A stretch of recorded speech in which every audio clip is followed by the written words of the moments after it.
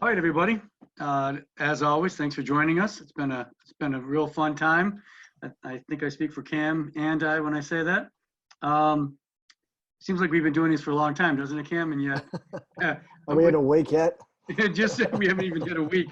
So just so you know, we have the next 40 already planned and confirmed. So we're not afraid of quarantine at all. We've got plenty of stuff coming your way.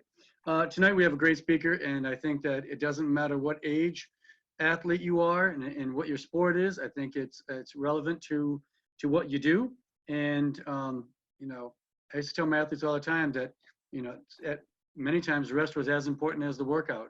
So if you don't have a strategy or a plan to keeping yourself in in good shape and ready to go, then sooner or later it's going to catch up to you. So Anna Swisher, Dr. Anna Swisher is joining us tonight on loan from USA Weightlifting. So we love having her here. We had her at the convention and she was awesome there. So we figured we'll bring her back for round 2 while she'll still put up with us. Today, when we went through earlier the registrations, where I think we're up to like 380, 85 now, from across 30 different states. California still winning every night. And then Cam with his creativity is right there. Before I send it over to Anna, I just wanted to say a couple things. Number one, I messed up. It wasn't Cam. I messed up and didn't choose the right template. So normally you would get to ask questions in advance, and that didn't happen. So Cam and I will work the questions, the Q&A button. So all of you should have on your bar the Q&A, and if you could keep the questions there instead of jumping on the chat, that would really be helpful for us keeping things going. We will pull out questions when the timing seems right. We don't want to disrupt Dr. Swisher's flow, so she's got a lot to cover. So we will pick out questions, or if she says, are there any questions, we'll do it then. If not, if you want to send her questions or Cam and I questions, you have our emails, and Dr. Swisher's email will be on the PowerPoint, which I will send out to everybody tomorrow. I've been sending other PowerPoints, Cam, and I just found out today that they're too big to send over email. So I have to convert them to a Word doc. So it only took me six talks to figure it out, but so we'll send it out as a PDF. We understand you all have questions and they're all specific to you. We won't get to them all. I apologize in advance, but if you have something that is relevant for the most amount of people's gain, then we will certainly bring it up. But without further ado, let me introduce you to Dr. Anna Swisher. Excellent. So if I could switch over to screen share, that would be fabulous. It's ready for you. Yep. Great. Thanks for having me on. I appreciate it. I'm sure you guys have a lot of questions about specific modalities, and I want to make sure that I hit on those, but I'm going to get to those. So if you guys don't mind, those of you guys that have questions on it, we'll just kind of see if we can get to those as we go. I think there's a lot of really interesting things to cover and a lot of perhaps misconceptions. So we'll kind of get going there.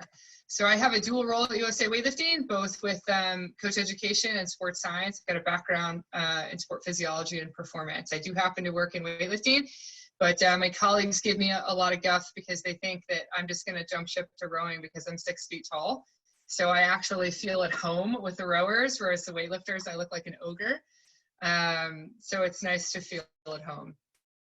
Because I want you guys to just kind of think about what you currently use for recovery and what you think about. Is it sleep? Is it nice bath? Do you just watch Netflix and chill out? Maybe you guys are watching Tiger King, little Joe Exotic to calm you down. But be thinking about what are the different things that you use. I know there's probably some masters rowers or folks that have had a longer career. How has that changed over time?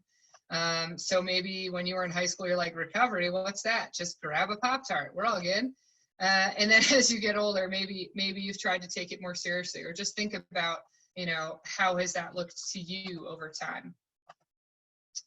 I'm going to throw a few things out there when you think about performance. So we're talking about recovery, which is sort of the sister of performance. Performance and recovery, you put them together. You've got training, recovery. What do you think? What matters the most? Is it sleep? Sleep's pretty trendy right now. Is it, making sure you get a massage? Is it foam rolling? We saw some questions on that.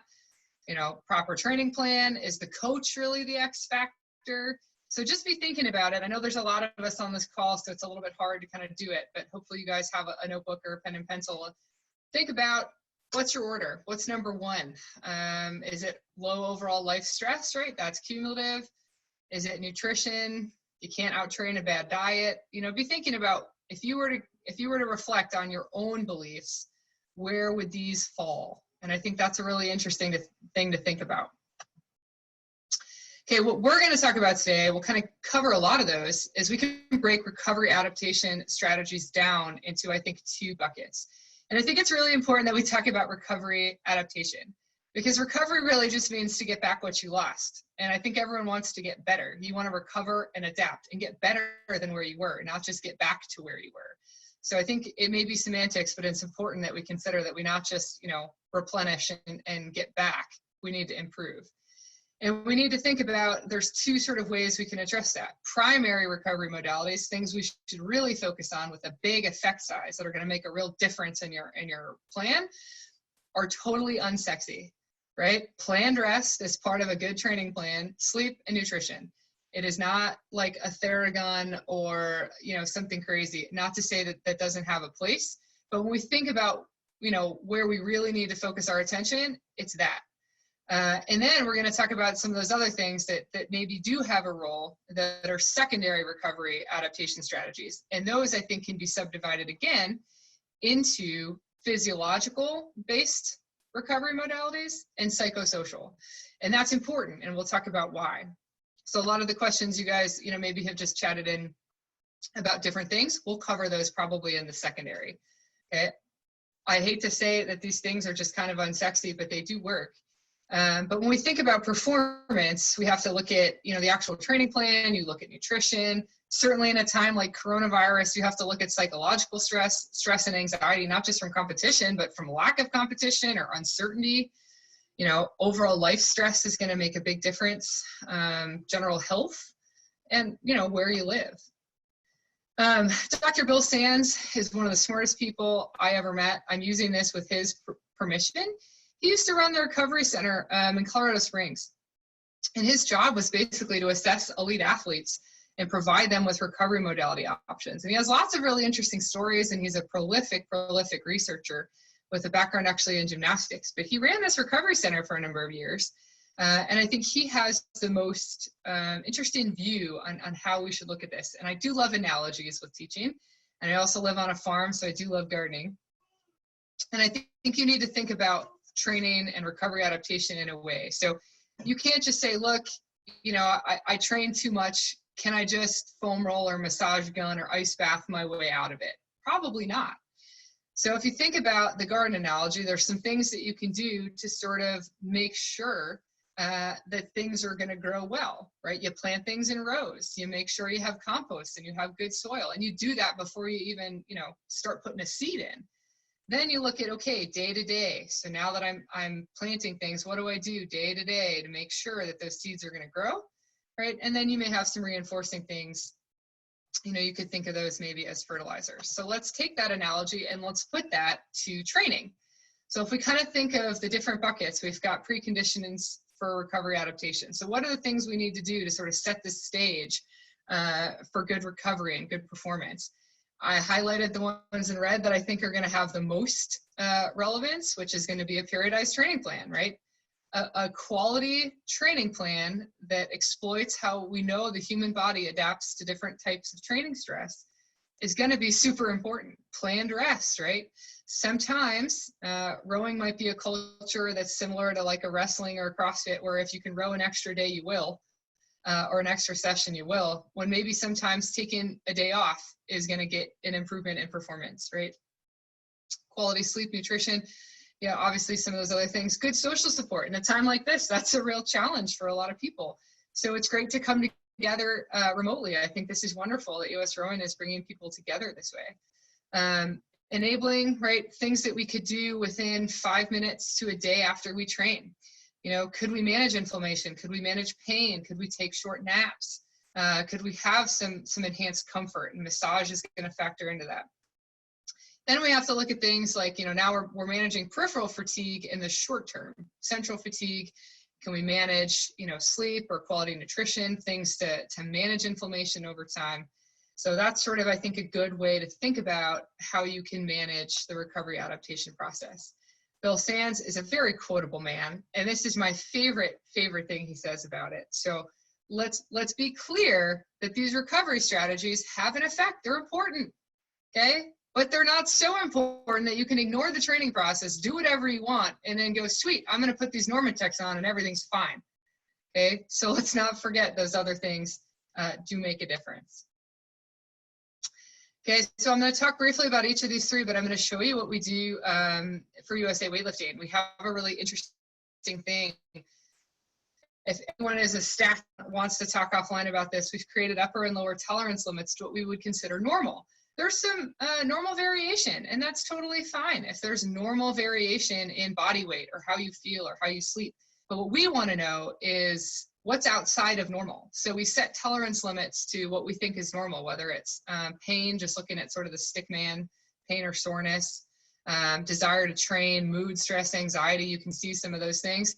And then if something goes outside of these normal ranges, it flags either yellow or red. So if you just want to do like a quick daily questionnaire, check in, how's your sleep, how's your mood, how's your life stress, how's your soreness? You can easily set up a quick app people can do on their phone on Google Sheets. I think we set it up and dump that into an Excel file and dashboard it, or there's apps, we're low budget. And then set this up and have it flag issues. So that's one kind of interesting way that we at USA Weightlifting keep track of it. So planned rest doesn't mean you do nothing, right? So Rowan is really good at cross training. We're erging, we're out in boats, we're doing different things. It doesn't mean you do nothing, but you could do some cross training, strength training even, right? You grab some weights. But you do need to have some sort of planned rest so that we do have a variation in the overall load that we're doing. Okay. A lot of times adaptation is going to happen right when you're sleeping or not training. So really important to sleep and really important to give your body some time to recover because when we're actually making those adaptations is when we're not training. So we have to do the training and then give our body some time to adapt, which is always hard for me because I always look down at my legs when I finish a set of squats and I'm like, why aren't my quads bigger? Come on, you got this. Dreams. Okay. Sometimes doing the same thing over and over is boring, monotonous overtraining. Maybe there's some cross training. Maybe this is a really great opportunity during coronavirus to get creative, have a little bit of mental relief, have it be fun, counter some of the stress that comes with the uncertainty of not knowing when you're going to row again out on the water. How much and how often? Maybe 1 to 2 days a week, depends on your training age, depends on the level. High school kids, yeah, we could take 2 days off. Maybe elite athletes, maybe that goes down just because training load has to go up, as you train more, as you get to a higher level. Okay, the other thing you might want to think about is, after competitive season, you take some time off. How many weeks can you go before it gets nuts? Probably every 4 to 6 weeks. You're going to want 1 week of lower volume, and that's, again, something you figure out, in that larger periodization annual plan. Sleep, I'm sure you guys have other folks that are probably going to come and talk about sleep. It's super, super important for a number of reasons. I won't belabor that point, but it's certainly something that I think athletes could spend more time focusing on because maybe there's a belief that there's other things that are more important and maybe an extra hour of sleep isn't really going to be that exciting, right? But it will make, I think, a larger difference than other things. I don't know if some of you guys have kids. It's my little munchkin when she was maybe 6 months old, about a year ago. Okay, I am 100% sure that sleep deprivation is just torture. Okay, it is horrible. It is awful. Okay, do not go there. So making sure that you just have sleep could make such a big difference in performance. And how many people are up late at night or playing video games or not sleeping adequately? So athletes, focus your time on that. How much time? It varies based on how old you are, okay? So if you can look at this and say, how many hours do I sleep at night and what is my age? Find yourself on this chart, okay? Are you getting the appropriate amount of sleep? Okay, when does that become the priority? Go ahead and look. If you're not getting at least 7 hours, okay, you really need to address that. All right. hope you guys are getting good sleep. Fun stuff about sleep. Sleeping cold is super helpful if you can, 60 to 68 degrees. If you got blackout shades, that's great. Earplugs, pillows, make it consistent, avoiding caffeine and alcohol. That's not going to help with sleep. Some sort of a sleep routine, sleep hygiene would be how you call it. What is your wind down routine? Is it reading? Is it stretching? Is it reading a magazine, a book, yoga, whatever you need to do? If you guys have iPhones, maybe you didn't know, but there's a setting so that blue light from your screens, you can change that. So you can make a warmer color. So it's, if you can't put down your phone before you sleep, at least you can have the blue light be less of an issue. We don't have time to necessarily cover this with everyone on the call, but sleep trackers I know is a big topic as well. I'm not sure that there's a lot that's on the market commercially that's super accurate, but I do think the side benefit, even if they're not super accurate, is it gets people thinking about it and it gets people more aware of their sleep. And because of that awareness, I think it spurs improved sleep schedule and improved sleep that way. But if you just want to kind of make notes and say, this is when I go to sleep and this is when I get up and this is when I nap and kind of keep track of that, that's great. On the elite level, this is a really important thing to keep track of so that when you can start changing time zones, you can start looking at your typical circadian rhythm, your typical when do I wake, and start working that back towards when you're actually going to be traveling so that the adjustment period is shorter. Okay, nutrition is the other one, super fun one. Full disclosure, we have partnered with Renaissance Periodization.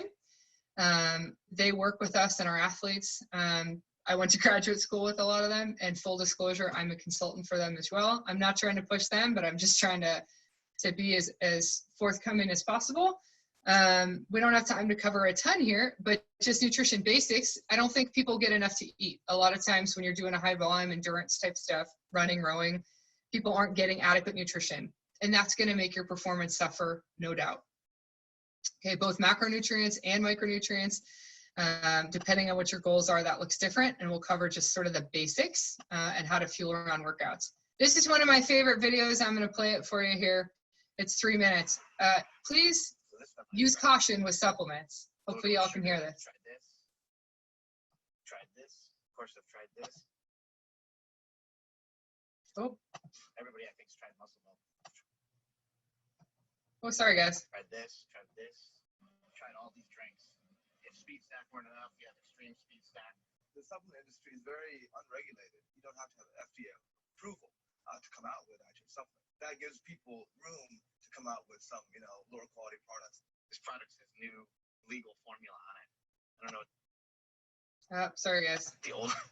what the old formula really had in it. Elysian Man Vine Extract. I don't want to part of that. Best if used by date and lot number on bottom of can. Yep.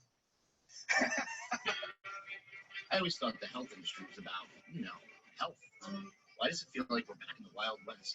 Clean your teeth and curl your hair. The best in the West. I wouldn't be dead without them. Well, we can all thank the senator from Utah, Warren Hatch. Look how good he looks. I want to get his brand. That's what I want to do. See, the health industry is big business in Utah. They make almost a quarter of all the dietary supplements in America. And supplements are a $24 billion industry. So you do the math.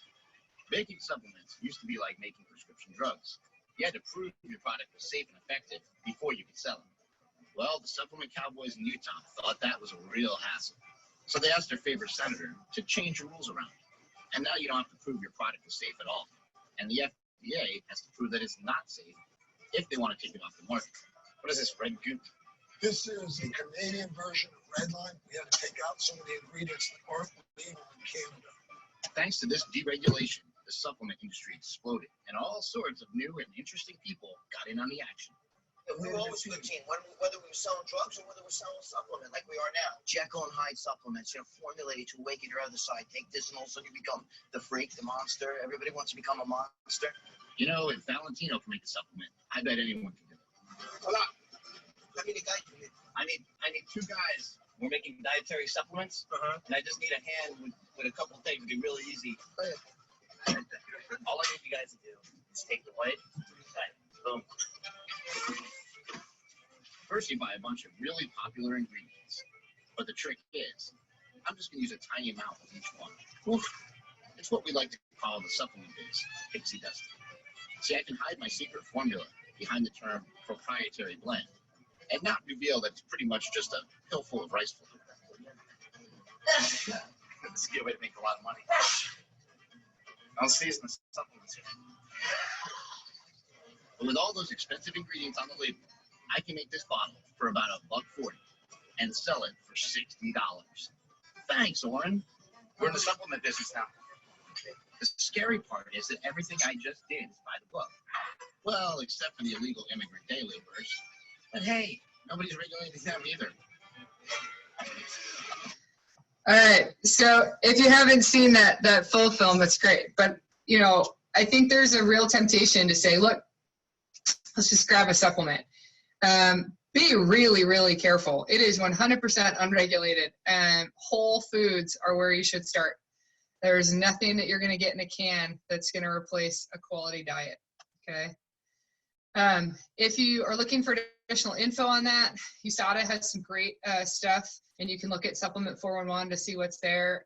You can look at True Sport or NSF certified supplements, but you know, I don't want to spend time on supplements because frankly, you should focus on your diet before you worry about that.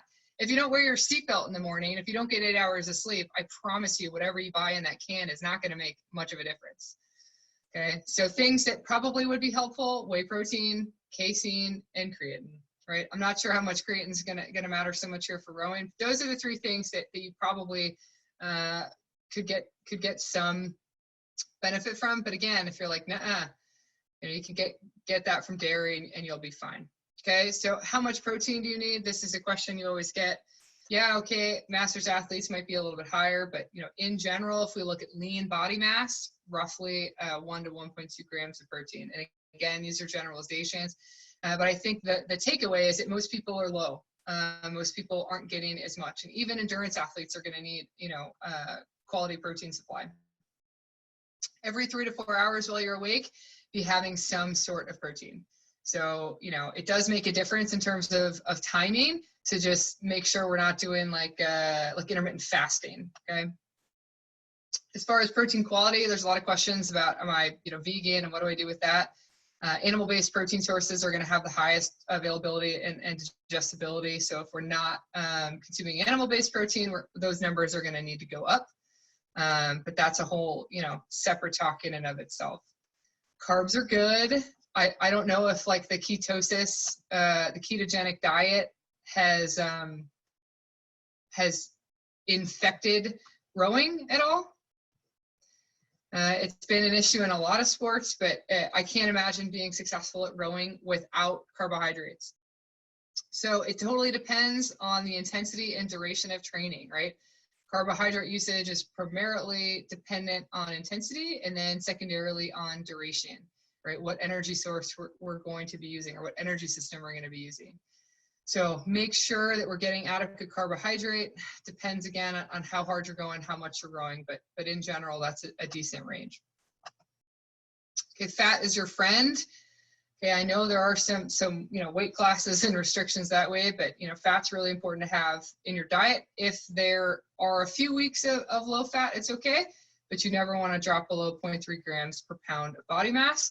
Right? Essential amino acids or essential fats are things your body can't synthesize on its own. You need to get it through food and dietary sources. So we need to make sure you do that. And fat isn't just there to make your clothes fit funny. There's a lot of really good performance-based things that fat is going to do in your body for injury prevention and performance.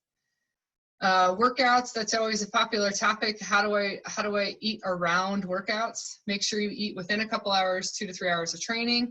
If you're doing something during training, either before and during or before and after, ratio of about 1 to 3. So whey protein, right, it's going to be faster absorption, quicker to digest, and liquid is going to be better than a solid, again, for how fast it's going to get to you. So a good example of that might be whey protein in a sports drink. Could be skim milk in a banana. Could be skim milk and some juice. If you've got multiple workouts a day, which I know is a reality for you guys, or if there's a regatta, you can look at how much time do you have in between? So if you think I have to have, food every, 3 to 4 hours or 3 to 5 hours, how much time do you have between? If you've got a lot of time between, it's different than if you have a short amount of time. Also, people have differences in terms of what they can tolerate. There's some people that are like, look, if I just drink shakes, even though I have a quick turnaround, I just have all this water sloshing in my stomach and I feel horrible. Okay? I would assume that people are going to have some experience with what kind of feels good to them, whether it's a protein bar or a banana or a turkey sandwich on whole wheat bread or a shake. Go with that. You don't want to trial run anything at a competition. But the most important thing is that we're replenishing glucose fast, that we're refueling and topping up those energy stores as fast as we can. And the fastest way to do it is going to be a simple carbohydrate in liquid form. Okay, so Gatorade, that type of thing is great. Nighttime, right, just to help with maintaining muscle mass, with sleep. A steady supply of amino acids, some sort of casein-rich food at night. Doesn't have to be like casein from a can. Could be some cottage cheese, Greek yogurt, right before you go to bed. And that's, looking at B in that slide instead of A. So A would be, hey, this is what we need to do after workout. B would be, okay, we need to have this sustained release overnight. But if you're not eating breakfast, start there. You don't need to complicate things. Dehydration. This is a controversial one. I think a lot of people are concerned about dehydration in an acute level, and I think it's more of a chronic issue. But ways you can look at it, there's the color chart.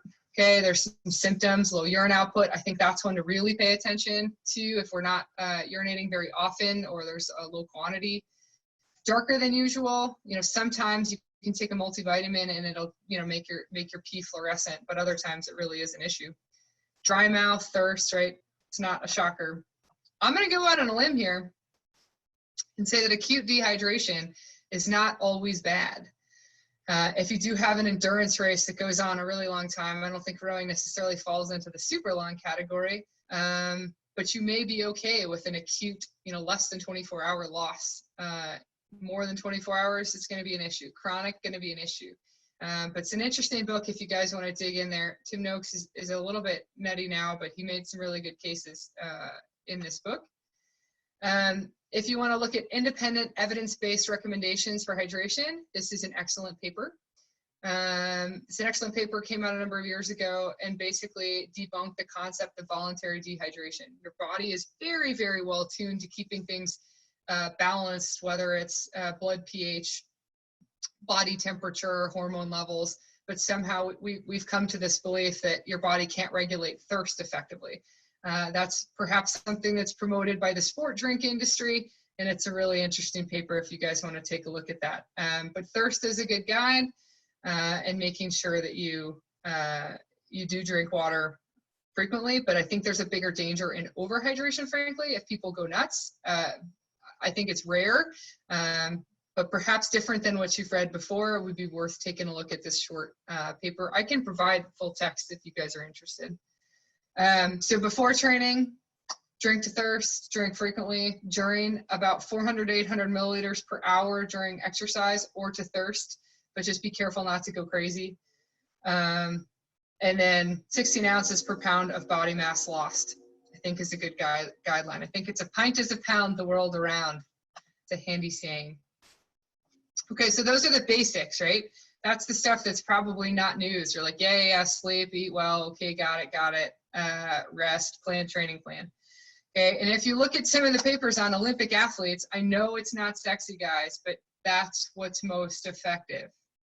Okay, so take care of that first. Take care of those primary things before you're going to do anything else. Now let's talk about secondary recovery adaptation things. Things that your athletes are probably asking you about, or maybe you have questions about. What about the Theragun? What about squeezy pants? How does this stuff work? What about ice baths? Let's get into it, right? It's pretty interesting. But let's separate them further on how they work. There are things that have a physiological mechanism of action, and there's things that are primarily psychosocial. This is where I think I'm going to ruffle some feathers, and I apologize, but massage has predominantly a psychosocial basis for a mechanism of action. it's difficult to show that there's a physiological basis. That's not to discourage you guys from doing it, but we'll dig into what that might mean for massage. Okay, they don't have as big of an effect, but I do believe they're important, because think about it. If you guys are happy, do you train better? If you're in a better mood, if you're rocking out to whatever music you like, for me, that's old country, right? I'm happier.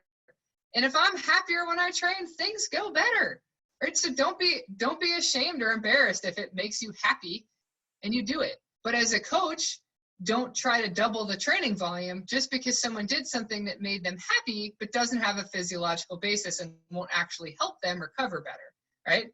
It'll improve their mood, but it might not allow them to row an extra session. Okay, so keep that in mind. Important distinction. So cold water immersion, I'm assuming ice baths, you know, are something you guys are familiar with. Maybe it enhances recovery in terms of decreasing inflammation, and that might help the recovery process. But if you remember recovery adaptation, I'm not so sure it's going to be as effective on the adaptation side. Okay, there's some interesting things there about inflammation being a necessary precursor to muscle protein synthesis, right? So increasing muscle or repairing muscle or building strength may not be helpful, okay? So that's an interesting thing. I'll go back to this. If you ice bath every now and again, right? If you've got a ton of heavy training and you do it every now and again, it's fine. It's totally fine. But if you've trained yourself to just ice bath after every workout all the time, you might want to reconsider that. Okay, it's still up in the air a little bit about how much of an interference effect there might be, but if inflammation is part of the cascade necessary for some of these things, are we blunting adaptations to training by always blunting inflammation? And that goes not just for ice baths, but also anti-inflammatory drugs. Like if you pop like 6 Advils, just, you know, insurance every day. So be thinking about that as well. One of the other things that's really interesting is maybe it's not the cold that's actually why ice baths are helpful. Maybe it's actually just hydrostatic pressure. So there's some studies looking at neutral water immersion or warm water immersion. So maybe it's not the cold that has the effect when you do the cold tub, which is different than like, I'm gonna pack ice on myself. If you pack ice on yourself, that's different than actually standing in a cold tub or sitting in a cold tub, because you get the fluid shift from the change in hydrostatic pressure. So you can see that there. And maybe because of the change in pressure from water immersion, you have a reduced pressure on capillaries, and it enhances recovery by reducing swelling and helping venous return. Okay, so maybe that's part of it, and there's some evidence to show that just neutral water immersion rather than cold water immersion may have a beneficial effect there. So I think that we still have a lot to learn about sort of how much ice or cold facilitates recovery or hinders adaptation. There's some interesting papers to look at. I think right now I'd be confident saying that chronic use, using it all the time, is a problem. If you guys want to do it every now and again, hey, you know what? It makes people feel good. Sometimes hard training, you get sort of a boost. And it does, it makes you feel better because you don't hurt. So if you wanted to do that, there's some recommendations there for how to do it. How long, what temperature, contrast bath, same thing. Again, you can alternate between hot and cold. Usually that's a little bit harder for people to set up. But yeah, go ahead and add that in, no problem. Okay, sauna's another one. Mostly you look at it as a way to make weight class sports.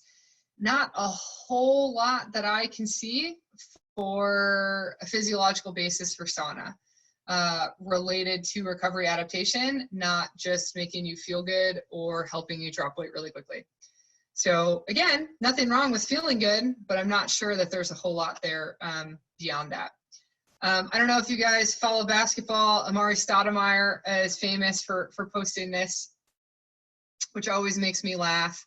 So if you're looking to unload some crappy red wine, you could probably sell it to Amari and his buddies. So vino therapy, just dump some wine in a bath. And again, I'm pretty sure whatever the anti-aging properties in wine are not going to absorb through your skin and do anything for you. But if Amari Stoudemire does it, you may get some traction. Okay. Anna, so there's lots of kind of, oh, Anna, go ahead. I jump in with a question here? You How do you second? feel about ice baths between, let's say, you had races in the morning and races in the afternoon? How do you feel about ice baths between them, or if you had back-to-back races, having ice baths in between the racing? Yeah, I think it can be helpful. Certainly, if there's a perception among your athletes that it's going to make a difference, you know, how much of racing is psychological. I think if people are just like super sore and just miserable, and it makes them feel better, great. If it's something that a coach pulls out as like, we're just doing this at the regattas, guys, like big races, we're going to do this. This is going to help you. And there's a belief there. That's great. So yeah, I don't think there's harm. I don't mean to present it as like, if you guys do this, bad things are going to happen. But I'm also just cautious that if you're planning as a coach for that to, you know, give you a 10% boost, I'm not sure it's there. The other thing to mention is if you're trying to replenish glycogen quickly, you know, down those shakes and things like that and get that going, if you really lower body temperature, it also slows down the rate of enzymatic reactions, which are kind of how you resynthesize glycogen. So there could be a trade-off there. But certainly I don't think there's a real danger in it hurting performance done sparingly that way. Does that answer a question? Yes, thank you. Yeah. Controversial, I know. So Squeezy Pants, we're sponsored by Rapid Reboot, but maybe you guys have heard of Normatec. There's a lot of different companies. Squeezy Pants is basically peristaltic pulse compression. It's not a new technology. It's been around in hospitals for people that are recovering from surgeries to move fluid in the body. So that's not new. And the mechanism of action is totally there. So it basically is similar to, you know, how you would move fluid in the body to reduce swelling. Okay, does it work? It increases range of motion acutely. That's kind of interesting. Dr. Sands, remember I said worked with gymnasts, so he was very interested in that. It can lower soreness, and we measure that as a pressure to pain. So if I'm going to poke you, how hard do I have to poke you before you go, ah, that hurts, instead of there's just pressure. So it can make a difference in that, probably similar to a way an ice bath could. But there's no real change in how quickly we can replete glycogen. And that's what matters for rowing, right? We need to get more fuel in the tank, and the fuel is glycogen, stored glucose. So how quickly can we do that? Squeezy Pants aren't going to do it. Ice bath isn't going to do it. Drinking Gatorade really quickly is going to do it, but totally not sexy. But you know, it can increase mood. It can help people feel better. If you move some fluid out of your legs and then you stand up again, you're like, oh, my legs feel pretty good. I feel kind of light. Okay, but as a coach, don't go like, oh, sweet, we'll just go 3 days now that we can do this, right? Doesn't seem to be an opportunity to increase training load. Okay, this is the one where there's always a little bit of controversy. We look at massage. There's not a lot there in terms of physiological benefits, okay? What Dr. Sands would always say is, why are all these people coming in to do it? There's nothing I can find. I've researched everything I could think of, but all the athletes love it. And he used to drive him crazy that the USOPC spent so much money on massage, but he couldn't really pinpoint that it was making a difference in any sort of objective way. 10 years later, he's like, you know what? It makes sense now. I get it. I get it. When their massage therapist was out, they were like, I'm out. You know, I don't need a massage. It was a connection that they had with the therapist more so than the massage itself. And I think that's a really interesting point. So what the mechanism for massage is, or at least part of it, is basically we have skin receptors that respond to touch that are tied to emotion. Okay, so it's called compassionate touching. I know that sounds like a really bad safe sport violation, and that's not what I'm going for.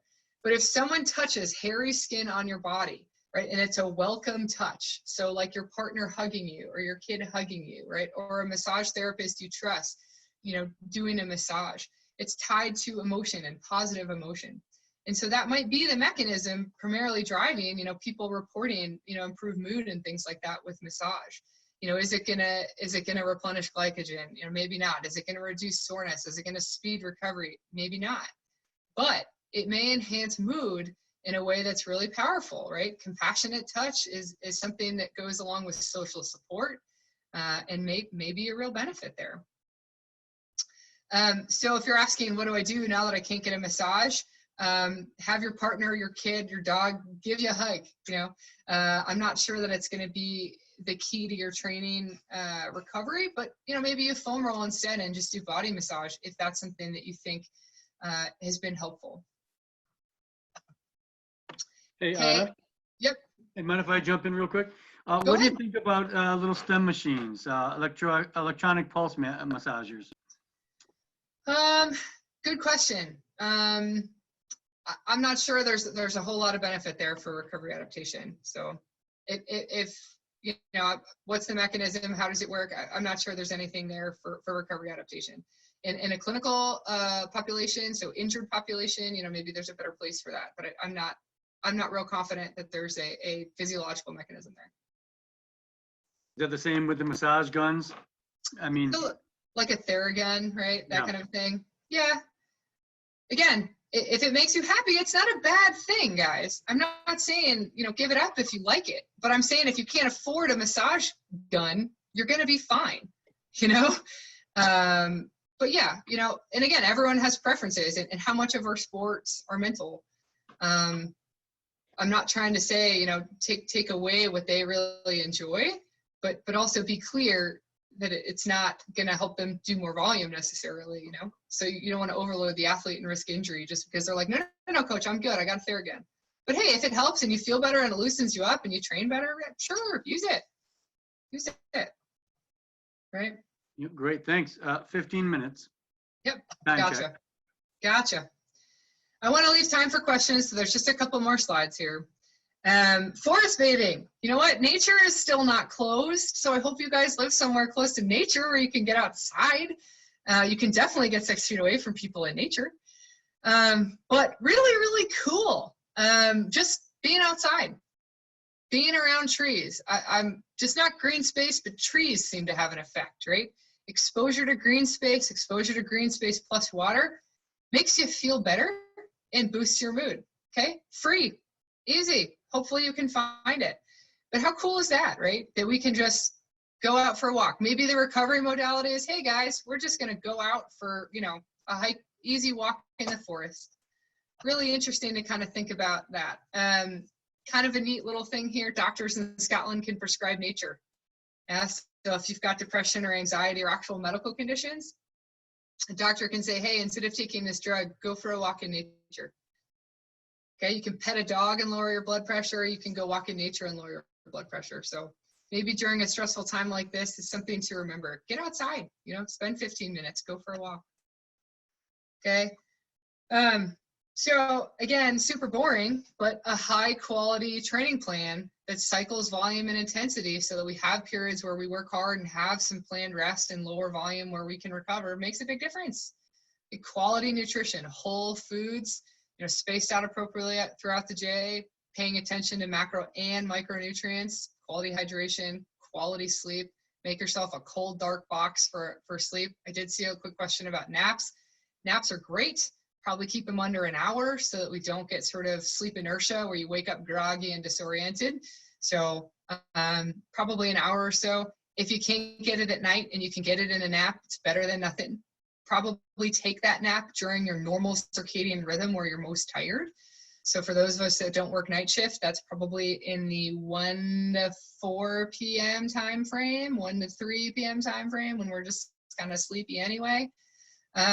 Let's not underestimate the power of good social support. If coronavirus is showing us anything, it's how much we need other people, whether it's that massage therapist or just people to chit chat with while we're foam rolling. You know, maybe it's not the foam roll, maybe it's the group of us getting together foam rolling. You know, let's not discount the value of people who are happy when they're training, even if there isn't a physiological basis. Okay. Just real quick before we get into questions, I do want to leave time for that, but we do have a sports performance workshop. We did this at the convention in Philly last December. It was super fun. I still have my eyes on Wyatt, guys. Just kidding, but good picture. He's a rower. I know it. I know it. He's a rower, not a thrower. And I'm sure he's a great basketball player too. Sweet kid. But we've been able to move that online. We'll probably actually have that on our website in about a week or so.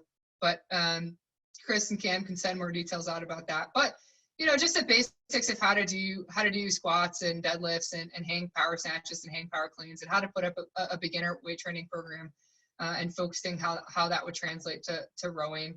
We also have a level 1 certification course, which is typically 2 days, a day and a half in person. We've transitioned that to online.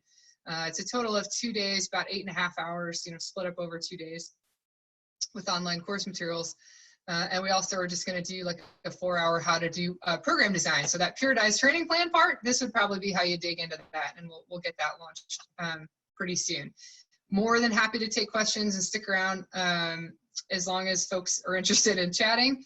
If you do have questions you want to email me, there is my email and other contact information. So thank you guys for your time. And I hope you guys keep this up so you can kind of keep that sense of community, because social support among coaches matters too, right? It's always nice to chat with your colleagues and stay engaged. It's been a lifesaver for me teaching online with 40 coaches every day. It's been wonderful. Great stuff, Anna. Really, really, really good stuff. There's a whole bunch of questions that have come up, and I think one that's interesting that sort of blends some of the themes that you've mentioned here. One is about foam rolling and stretching. I don't know if you mentioned yoga to any extent, but can you speak to the extent to which you think any of those activities, again, do they fit into that because they feel good, or is there anything there in the research that would support any of those activities, particularly foam rolling and stretching? Yeah, so foam rolling and stretching, I get myself in a lot of trouble when I talk about foam rolling as like, hey, you don't need to do it.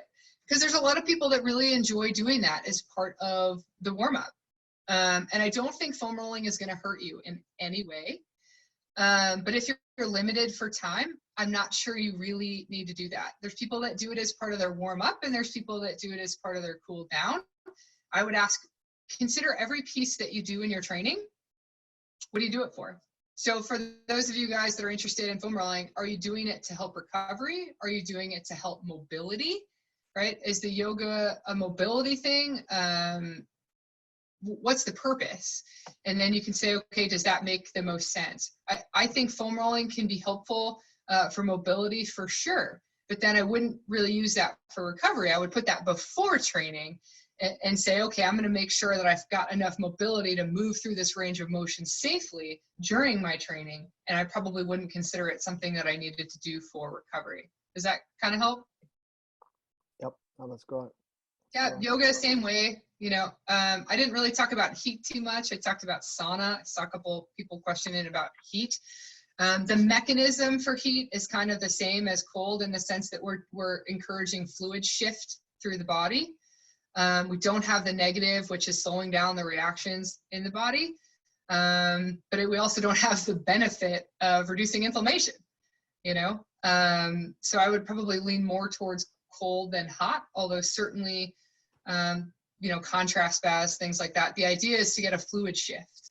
But heat can be beneficial, but I'm not sure that there's any sort of superpower to heat versus cold.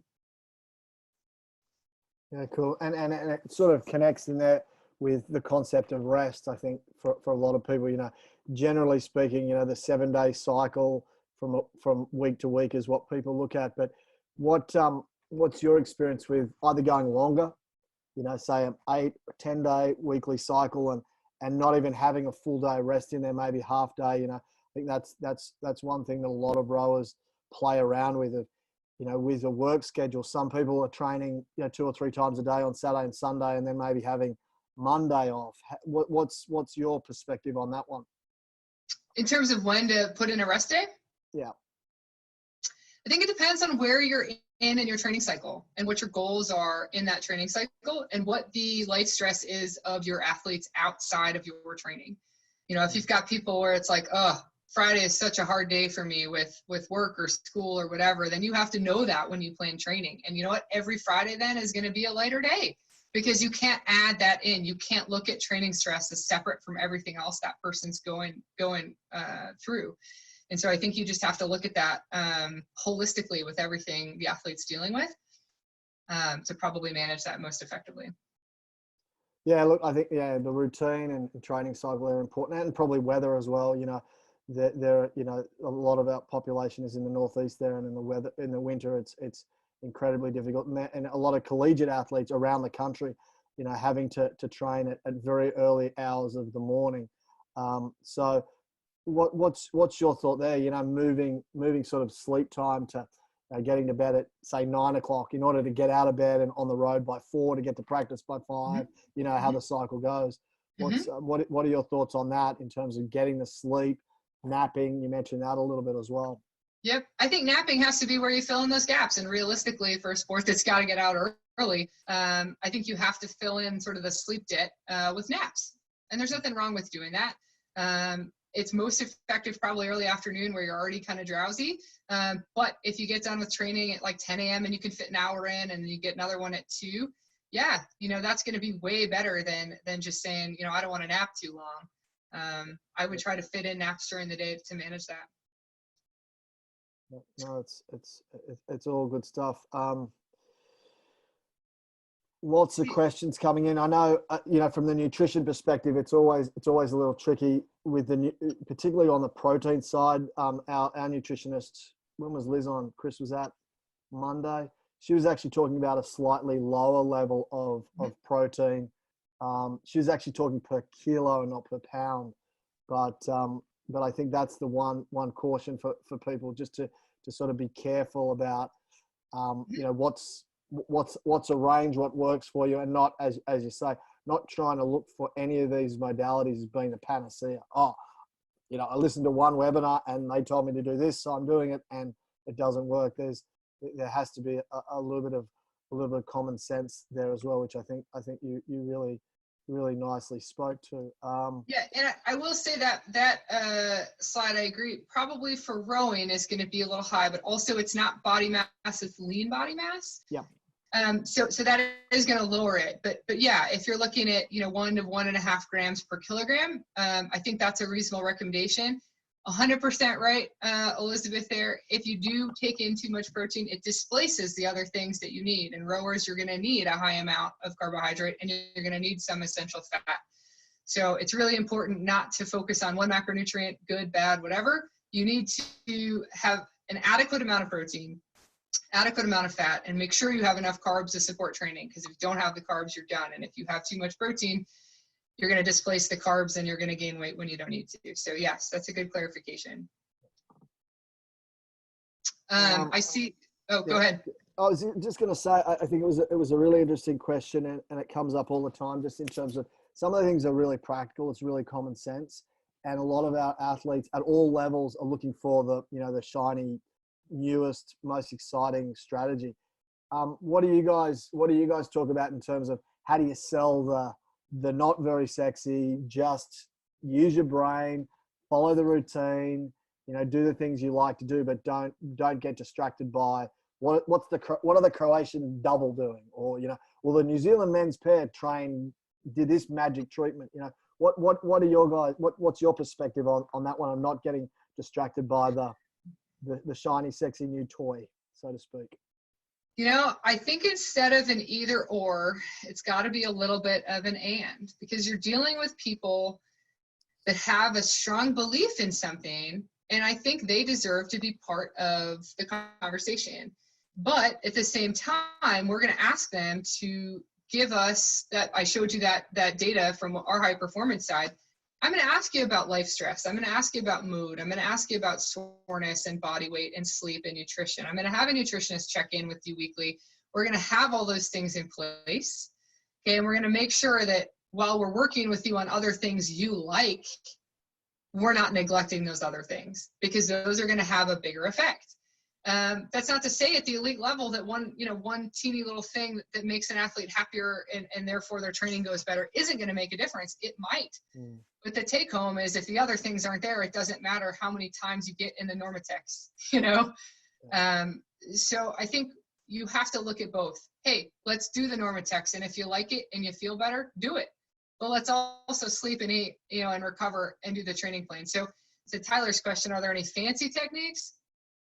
Normatechs do have a mechanism, you know, their recovery pants are there. I think you have to cycle recovery, if we're talking about a high level, the same way you cycle training. You don't just want to ice bath because you like ice bathing and do that 52 weeks of the year. You know, you don't want to do the same nutrition the whole time of the year, right? You got to periodize that with your workload. So if you're really going to talk about periodized training, you need to periodize recovery the same way. So, hey, for this cycle, we're doing ice baths. Okay, for this cycle, we're doing Normatechs. For this cycle, we're doing whatever. And maybe you save the things that those athletes really love that maybe don't have a physiological basis and put that in. But you have to recognize that athletes have things they like. And you would be silly as a coach to ignore the ability to exploit that. You know, but you also have to be smart in your training plan to not double the training just because you're doing the thing that they like. So the most effective fancy thing we found is monitoring the basics and being really, really good about managing training load and preventing that overtraining from happening. And there's a couple of questions here about overtraining and just that balance of, you know, let's say, do you train in the morning, do you train in the afternoon? And I think that there's a little bit of a trap of, well, if I just do this one thing and I just keep doing it, it's gonna work. And you know, what's your response to that? Because I know our PT team talk, you know, what's the difference between pain and discomfort? You know, how do you know when to push through? And I think rowers, typically speaking, have this drive of let's just keep going until we literally get across the line. And from a training perspective, there's a big distinction between pain and discomfort. Do you want to? We've got only a couple of minutes left, but do you want to come to an end on that one, maybe?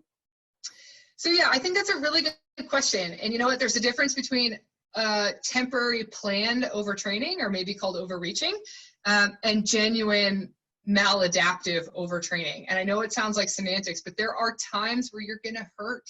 There are times when you're going to feel crushed. And I'm not going to go light on you that week because you don't feel good. There's going to be times you suffer. Maybe rowers are like, I should always be suffering, more suffering, right? But there's times you should genuinely suffer, and that's planned, right? And after your period of genuine suffering, you should have some recovery work. And I have a feeling that rowers don't like to hear this is a recovery week. They're like, no, I need to suffer. That's when you as a coach have to say, look, you know, I'm going to be mature about this, and I'm going to trick you. And I'm going to say, look, this is going to be a week that's a speed week instead of a recovery week, you know? And we're going to focus on speed, and you lower the volume, but you still get them hyped to train. And I found that to be most effective with people that want to go hard every day and go hard all the time, is you have to make sure that you lighten up the load, but it's a speed day. Hey guys, I want you to row this much, but keep this heart rate. Focus on keeping this heart rate. Give them something else to focus on where they feel like they're doing something intense, but pull it back. So I think there you have to use the art of coaching instead of saying, hey guys, we need to take it light. You guys are trashed. No one wants to hear that, you know? Yeah. That's how we found a way to deal with those types of personalities.